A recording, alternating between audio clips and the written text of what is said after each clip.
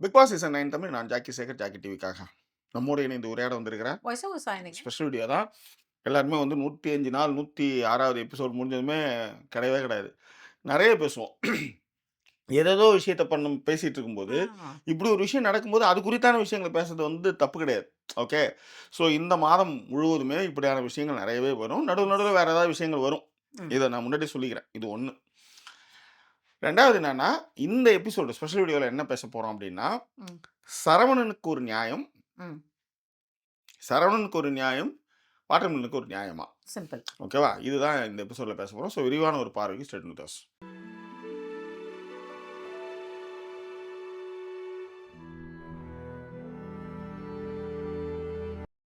Season 3ல தான் வந்து கவின், சாண்டி, சரவணன் எல்லாமே இருந்தாங்க. முக்கியமா அந்த சீசன்ல வந்து முக்கின் வந்து வெற்றியாளர். ஓகே. ஆனா சரவணன் வந்து நடுவுலயே வந்து அனுப்பிச்சிட்டாங்க. இத்தனைக்கும் சரவணன் வந்து நேரத்துல பல படங்கள்ல ஹீரோவா நடிச்சாரு. அவருக்கு வாய்ப்பு கிடையாது. வாய்ப்பு இல்லாம இருக்கும்போது அந்த வாய்ப்பு வருது.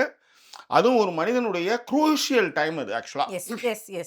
அந்த டைம்ல வந்து சரவணன் வந்து இந்த வாய்ப்புக்காக வராரு. இவரை வந்து நடுவுலே வந்து விட்டு விட்டு அனுப்புறாங்க. இதுக்கு காரணம் என்னன்னு சொன்னாங்கன்னா, 2 விஷயங்கள் அதுக்கான தியரி பேசுறாங்க. ஒன்று, அவர் வந்து சின்ன வயசுல வந்து பஸ்ல போகும்போது தடவிட்டு போவேன் அப்படின்னு ஜாலியா ஒரு விஷயத்த பகிர்றார். இளம் வயதுல செய்யக்கூடிய எல்லாருக்கிட்டையும் ஒரு பெரிய பக்கம் ஒன்று இருக்கும். எல்லாமே எல்லை மீறிய பக்கங்கள் தான். கண்டிப்பாக. ஓகேவா? இதுல மாட்டுக்கிறதே கிடையாது. ஆனா அதை வந்து அவரை வந்து விக்டிமா அவரை வந்து கார்னர் பண்ணி அவரை வெளியேற்றி போனாங்க. இது வந்து ஃபர்ஸ்ட் தியரி. பெண்கள் அது எதிர்ப்புகள் அப்பெல்லாம் எழுந்துச்சு, பயங்கரமா எழுந்துச்சுன்றதுனால அவரை அனுப்பிச்சாங்க.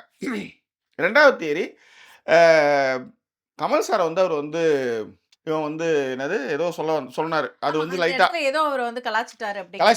இவன் வந்து யோகியம் சொல்லுவான் பாரு அப்படின்ற மாதிரி சொன்னதும் காதுல விழுந்ததுனால அது அவர் காதுக்கு போய் அவரை தூக்கணும், இந்த காரணம் வச்சு தூக்கணும்ன்றது ஒரு கதை. ஓகேவா? ஸோ பிரச்சனை இல்லை. வெளியே வந்து அவர் எந்த ஒரு இன்டர்வியூலையும் பெருசாக வந்து இதை பற்றியான விஷயங்கள் பேசவே இல்லை.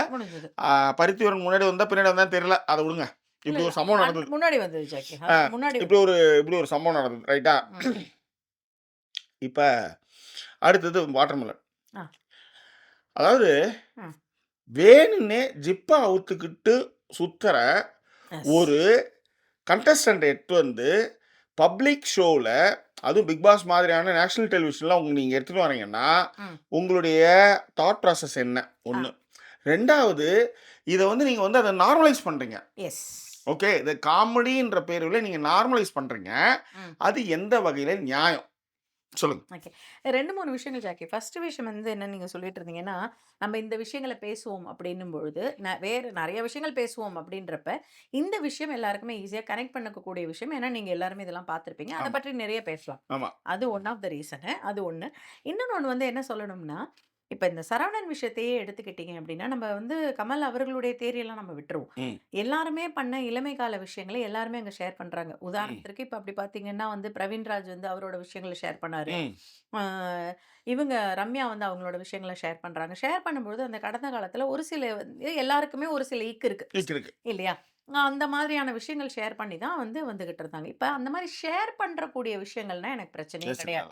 நீங்க அந்த மாதிரி ஷேர் பண்றப்ப கூட வந்து நீங்க வந்து ஒரு ரீசன் சொல்லலாம். இல்லங்க அப்பலாம் நாங்க வந்து இப்படி இருந்தோம். இப்ப நாங்க அப்படிலாம் நினைக்கிறது இல்ல. அப்படிங்கிறதுக்காக தான் நாங்க வந்து அதெல்லாம் விட்டுட்டோம் அப்படின்ற மாதிரி கூட ஒரு காரணம் வைக்கலாம். ஓகே. எஸ் அருணி.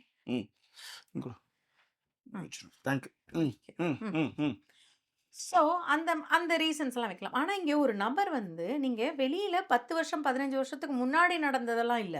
இங்க அந்த வீட்ல அவரு எல்லை மீறி நடந்து கொண்டிருக்கிறாருங்கிறது உங்களுக்கு எல்லாருக்குமே தெரியுது. இது எதனாலன்னா நம்ம மட்டுமே சொல்லல. அங்க இருக்கிற கண்டஸ்டன்ட்டே அவர் போனதுக்கு அப்புறம் என்ன சொல்றாங்கன்னா, இதே அவர் வெளியிலயா இருந்ததுன்னா, நான் வந்து ஒரே அடி அடிச்சு மூஞ்செல்லாம் குழப்பிடுவேன், வந்து உடைச்சிருப்பேன், மூஞ்ச உடைச்சிருப்பேங்கிற அளவுக்கு பேசுறாங்க. அது வந்து அங்க இருக்கிறவங்க. அதுல இன்னொரு ஒரு பொண்ணே சொல்றா, நம்ம இத எல்லாத்தையுமே ஜோக்குங்கிற போர்வையில கடந்து போறோம். ஆனா இது ரொம்ப சீரியஸான மேட்டர். இதுல நீங்க இன்னொன்னு பாயிண்ட் சொன்னீங்க. ஜிப் வந்து அவுத்து விட்டுட்டு இருக்காரு அப்படின்னா, இது என்னங்க இது? ஜிப் வந்து தெரியாம கூட எத்தனை தடவை நம்மலாம் வந்து ஜிப் அவுத்து இருப்போம் அப்படிங்கிறது உங்களுக்கு தோணும். சரி. ஏன்னா அது வந்து முத தடவை நடந்ததுன்னா அது ஆக்சிடென்ட்.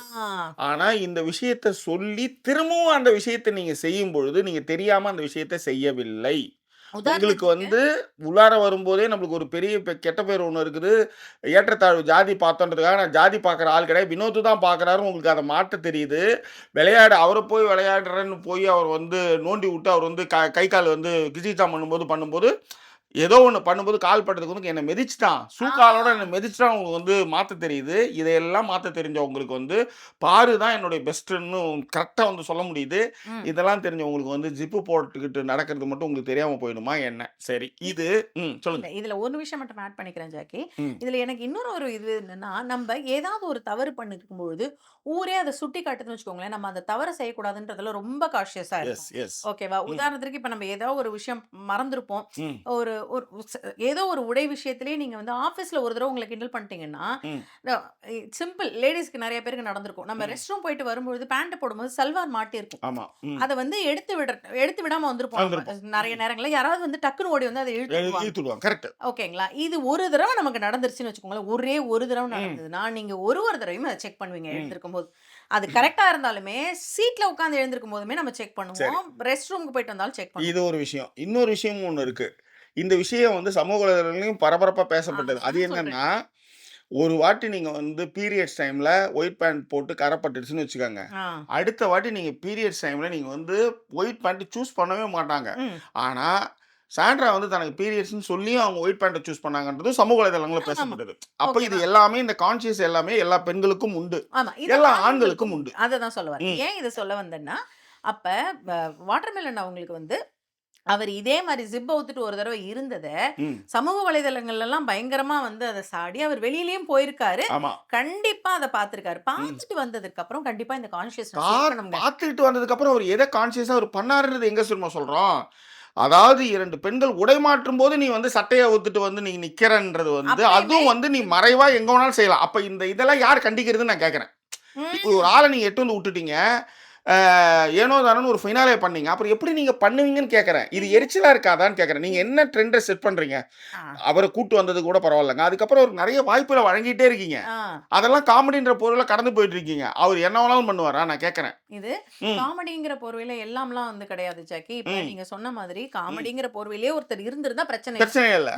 சைக்கலாஜிக்கலா நாங்க இன்டர்வியூ எடுக்கிறோன்றீங்க, பேசணுங்கிறீங்க, எல்லாம் செஞ்சுட்டு எல்லா அரங்களும் பேசிட்டு அந்த இடத்துல ஒருத்தர் இதே மாதிரியே பண்ணிக்கிட்டு இருக்கிறப்ப நீங்க அவருக்கு எந்த ஒரு ரியாக்ஷனுமே இல்லாம பின்னால எப்ப கூப்பிட்டு ஆட வைக்கிறீங்கன்னா அப்ப நீங்க என்ன புரிய வைக்கிறீங்க? ஏன்னா உள்ள இருக்கிறவங்களை வந்து நீங்க வந்து ஒரு ஒரு இடி இடிச்சான்றதுக்கு வந்து ஹோஸ்ட் அவ்வளவு பேசுறாரு. எப்படி நீங்க இப்படி ஒரு விளையாட்டை நீங்க விளையாடுவீங்க அப்படின்னு கேக்குறப்ப, நீங்க பெண்கள் இப்படி நடத்தலாமான்லாம் கேக்குறப்ப இது எந்த இதுல அதாவது அந்த பொண்ணு வேணான்னு சொல்லியும் போய் கையில வந்து புத்தம் கொடுக்கறது, இறுக்கி கட்டி பிடிச்சது, அது மட்டும் கிடையாது. உன் பாய் ஃப்ரெண்டை விட்டுட்டு வா, நான் உன்னை கல்யாணம் பண்ணிக்கிறேன்னு சொல்றது, ஒருத்தவங்க எனக்கு பாய் ஃப்ரெண்டு இருக்குன்னு சொல்லும்போது எப்படி சொல்றாங்கன்றதான் எனக்கு கேள்வி. இப்ப அந்த பொண்ணு வந்து இடத்த கொடுத்தது, அதனாலதான் அப்படி பண்ணாங்க. ரைட். அந்த இடத்த கொடுத்தாலும் அவங்க வந்து ஒரு இடத்துல வந்து டிஸ்டன்ஸ் மெயின்டைன் பண்ணிட்டே இருக்காங்க. எதிர்க்க போய் உட்காந்து வந்து டார்ச்சர் பண்ணிட்டே இருக்கிறாரு. எல்லாத்த விட ரொம்ப முக்கியமான விஷயம் வந்து நிறைய விஷயங்களை வந்து அதாவது பிடிக்கலன்றதை எல்லாருக்குமே அவர் செய்யறாரு.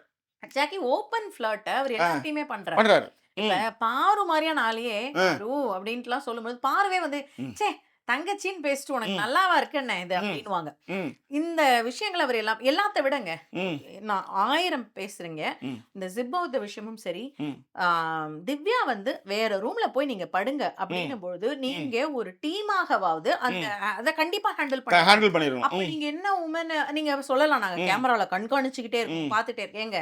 ஒருத்தர் பிசிக்கல் ஹராஸ்மெண்ட் பண்ற வரைக்கும் நீங்க வெயிட் பண்ணுவீங்களான்னு கேக்குறேன் நான். அதேதான். அவர் பார்த்து அவர் வந்து ஏதாவது பண்ற வரைக்கும் நீங்க வெயிட் பண்ணிட்டே இருப்பீங்களா? அதுதான் அவங்க வந்து இந்த மாதிரியான ஒரு ஃபிளர்ட் ஓப்பன் ஃபிளர்ட் பண்றாருன்னு தெரியுது. அப்ராப்ரியேட்டா அவர் வந்து பேசல அப்படிங்கிறது உங்களுக்கு தெரியுது. உங்களுக்கே தெரிஞ்சுதான் கேமராவை திருப்புற அளவுக்கு எல்லா விஷயங்களும் பண்ணியிருக்கீங்க. அப்ப என்னைக்கோ ஒருத்தர் அவரோட வாலிப காலத்துல நான் இதை பண்ணேன்னு சொல்லி அனுப்ப தெரிஞ்ச உங்களுக்கு ஒருத்தர் அந்த வீட்டுல உங்களோட கண்டஸ்டன்ட் இப்படி ட்ரீட் பண்ணும்பொழுது எப்படி அமைதியா இருக்கீங்க? அதுதான் கேள்வி. இதுக்கு நீங்க உங்க டீமா அதுக்கு என்ன நீங்க பண்றீங்க போறீங்கன்றது இதுதான் மக்கள் பார்த்துக்கிட்டு இருக்காங்கன்றத வந்து போன ஹோஸ்ட் சொன்னார்ல, இப்பயும் மக்கள் பார்த்துட்டு தான் இருக்கிறாங்க. நீங்க எந்த மாதிரியான இடத்துக்கு நீங்க போய் இறங்கி தரம் இழந்து தான் அதை செஞ்சிருக்கீங்கன்னு தான் நான் சொல்லுவேன். நான் உண்மையிலே உங்களுக்கு கண்டென்ட் வருது, அவரை எங்கேயுமே நீங்க கண்ட்ரோலே பண்ணலன்றதான் மேட்ரு. அத ஒரு இடத்துல கூட அட்ரஸ் பண்ணல. இது அவரு எங்கேயாவது மன்னிப்பு கேட்டாருன்னா அத புகழ்ந்து பாராட்டுறீங்க. இப்படியான ஒரு கேரக்டருக்கு வந்து ஏங்க சரவணன் வெளியே போய் பேச மாட்டாரு. இவர் வந்து வெளில போய் தப்பு தப்பா பேசுவார்ப்பா இவரு. அப்படின்றதுக்காக வச்சிருக்கீங்களா? ஏன்னா விஜய் சேதுபதி ஹோஸ்டே அத சொன்னாரே அத. இல்ல எல்லாத்த விட நான் இன்னொரு பாயிண்ட் ஆட் பண்ணிக்கிறேன் ஜாக்கி. இது எங்க நீர்த்து போச்சுன்னா, கனி மாரி ஒருத்தவங்க சட்டை போட்டு வந்து பேசுங்கன்னு சொன்னத, நீங்க எண்ணெய் தேய்ச்சி குளிக்கிறப்ப சட்டை இல்லாம தானே இருந்தீங்கன்றதோட எப்ப நீங்க கம்பேர் பண்ணி ஒரு ஹோஸ்டிங் பண்ணீங்களோ, அப்பவே இது நீர்த்து போச்சு. இன்னொன்னு எல்லாரும் வந்து இத வந்து தப்புன்னு சொல்லும் பொழுதே சுபிக்ஷா மாதிரி ஆளு அது தப்பு இல்லைன்னு சொன்னாங்க. ஆமா அதேதான். சுபிக்ஷா தான் முதல்ல வந்து நீர்த்து போக வச்சது. எங்களுக்குலாம் எல்லா பாதிப்பும் இல்லாம நாங்க இருக்கிறோம் அப்படின்ட்டு. ஆமா. ஓகேவா? அவர் சுபிக்ஷாவும் ரூட் விட்டாரு. அங்க இருக்கிற எல்லா பொண்ணுங்களுமே ரூட் விட்டாரு. சுபிக்ஷாவெல்லாம் கல்யாணம் பண்ணிக்கிறேன்லாம் சொல்லிட்டு இருந்தாரு. அதுக்கிட்டலாம் பேசிட்டு இருந்தாரு. ஏனாவை சொல்லிட்டு இருந்தாரு. ஒரு கட்டத்துல பாய் ஃப்ரெண்ட் இருக்குன்னு திரும்ப திரும்ப ஓடிட்டே இருந்தாரு. திரும்ப திரும்ப அதுவும் இந்த வாட்டி வந்து பண்ணது ரொம்ப டூ மச் ஜாக்கி. அதாவது எப்படின்னா வெளியில போயிட்டு வந்ததுக்கு அப்புறம் நீங்க என்ன எதுவுமே செய்ய மாட்டீங்கன்ற தைரியத்துல அவர் எல்லாமே பண்ணாரு. இது வந்து மக்கள் நீங்க பாத்துறீங்கல்ல. இதுல வந்து எனக்கு அனுப்பிச்ச ஆடியோ நோட்லாம் கேட்டீங்கன்னா ரொம்ப என்ன சொல்றது, துஷார கூட ஒரு விட்டு வைக்கலன்றத ஜோய் மக்கள் கூட வீடியோ போட்டிருந்தாரு வச்சுக்கோங்களேன். ஸோ இந்த மாதிரியான விஷயங்கள்லாம் இருக்குல்ல, இதுக்கு என்ன கண்டனத்தை உங்க சைட்ல நீங்க பண்ணீங்க? 4 பிக் பாஸ் 5 பிக் பாஸ் நடத்துறது பிரச்சனை இல்ல. என்ன மாதிரி ஆளுங்களை இங்க எடுத்து வந்து விடுறீங்கன்றது ஒண்ணு இருக்குல்ல. இல்ல நீங்க சொசைட்டிக்கு என்ன சொல்ல வரீங்கன்றது ஒண்ணு இருக்குல்ல. அதுதான் இங்க வந்து சொல்லக்கூடிய ஒரு விஷயம். சோ இது குறித்தான உங்க கருத்துக்கள் உங்ககிட்டே விட்டுறேன். இது வந்து நம்ம பேசணும்னு ஒரு விஷயம். அது பேசியிருந்தோம். ஏன்னா நிறைய பேர் வந்து இதுக்கு என்னதான் ஜாக்கி பண்ண முடியும் அப்படின்னும் போது ஒரு வீடியோ பண்ணி அனுப்பலாம். அது அவங்க பார்வைக்கு போகும். நிறைய பேர் அதை பாக்குறாங்க. டீம் என்ன செய்யறாங்க போறாங்க அப்படின்றதான். அதாவது புறக்கணித்தல் தான் இதுக்கு சரியான விஷயம். ஆனா நீங்க தொடர்ந்து ஒரு வாய்ப்பு கொடுத்து அவரை வந்து வளர்த்து விட்டுட்டே இருக்கீங்க. கால சுத்தின பாம்பு கடிக்காம விடாதுன்றதை மட்டும் இப்ப சொல்லி இந்த வீடியோவை வந்து நிறைவு செய்கிறேன். இது குறித்தான உங்கள் கருத்துக்களை பின்னங்களை தெரியப்படுத்துங்க. வேறு ஒரு எபிசோட உங்களை நான் சந்திக்கிறேன். அது ஒரு நன்றிக்குறையோட விருது உங்கள் ஜாக்கி சேகர். நன்றி, வணக்கம். Voice over signing off.